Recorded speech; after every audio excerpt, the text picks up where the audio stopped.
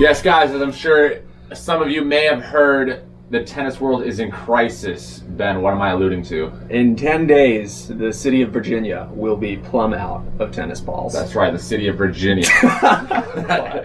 Beep! Yeah, tennis ball shortage, just...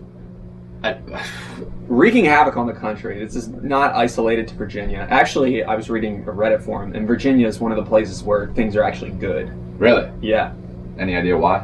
I don't know, pretty big tennis community, or it's a big populace, so there are a lot more stores. Like, I know we have a couple local stores in Richmond, so maybe they just had a bigger supply. Yeah, shortage. Let's talk about why. Have you heard anything behind the reason?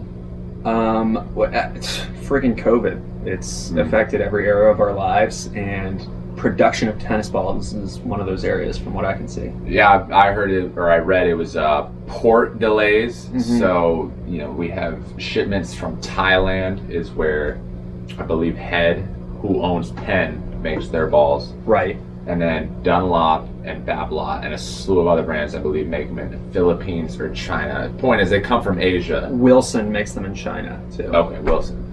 And yeah, they're just stuck at the ports, or... Yeah, because they have to, there's, you know, in the manufacturing, there's been worker shortages because of COVID regulations in those countries. And so production has slowed there. And they make the materials here, I believe, and then they ship it overseas to be pressurized or something like that. And it gets held up at ports. Interesting.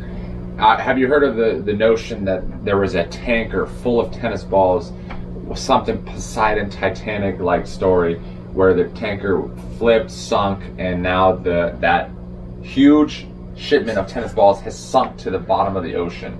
I mean, who hasn't heard that story? Okay. If you're hearing it for the first time, like, this, it's wild. So it's not just a fallacy.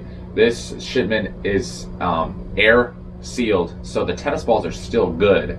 They're just at the bottom of the Pacific. Bottom of the Pacific.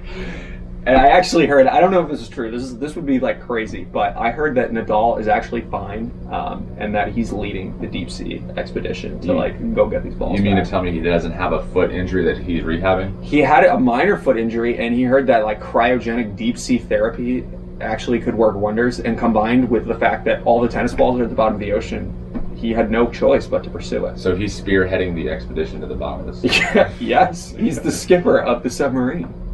Oh, and Roger Federer pledging half of his earnings from the Labor Cup to raise awareness, save the balls. He's willing. He's said on record. You can look this up. He's committing like 25% of his personal fortune to get these balls back. I mean, these are a hot commodity right now. So hang on to your tennis balls.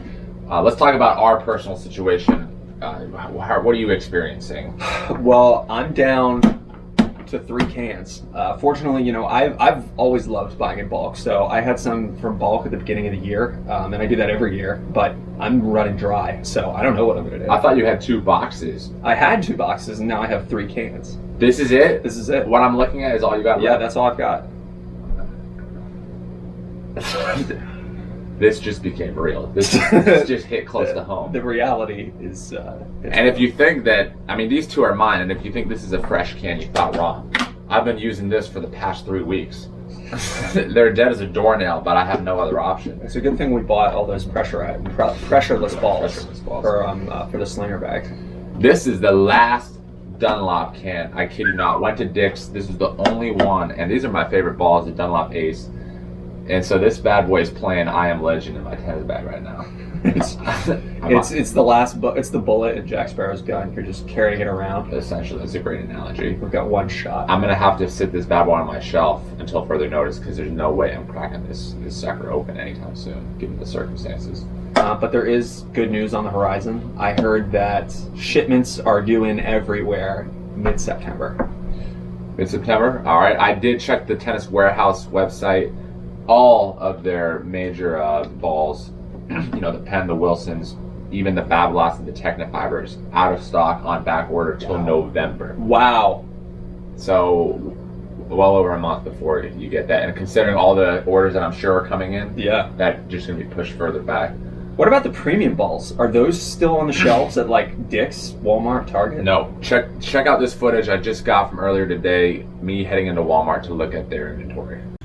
Checking out the aisle now. I see some rackets. Ooh, that is barren. And with the supply and demand, basic economics, prices are going up. I believe the Wilson Championship, the U.S. Open balls were $397, if I'm not mistaken. Okay. They're up to $447, so a 50-cent jump. Wow. Corporate greed makes me sick. So, Let us know how you're dealing with this, what sort of solutions you found, how are you strategizing to make sure this doesn't happen again. and will you be sending money for the awareness and the deep sea expedition led by Nadal? And will you be subscribing to Trashman Tennis? That is the real question. Whatever happens, just remember that at Trashman Tennis, It's all about the tennis trash we've been. baby.